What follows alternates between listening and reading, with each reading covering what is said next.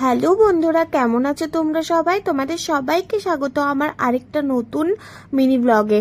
আমি আগের দিন এই মন্দিরটা দেখিয়ে তোমাদের বলেছিলাম পরের ব্লগে সমস্ত কিছু বলবো, যে এটা কি বা কোথাকার মন্দির। এটা হচ্ছে নিম করলি আশ্রম, কাইচি ধাম। 1960 সালে বৃন্দাবনের একজন আধ্যাত্মিক গুরু তার স্বপ্নে আদেশ পান এই জায়গার সম্বন্ধে। এখানে শিপ্রা নদীর তীরে উনি এসে জপ তপ করতে শুরু করেন।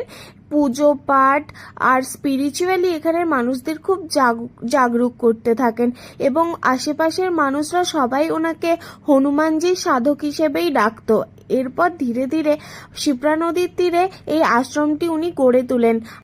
ইতিহাস ঘাটলে আমরা কিন্তু ওনার অনেক রকম ক্ষমতার কথা জানতে পারি, যেই জন্য ওনাকে হনুমানজির স্বরূপ বলেও পরবর্তীকালে সবাই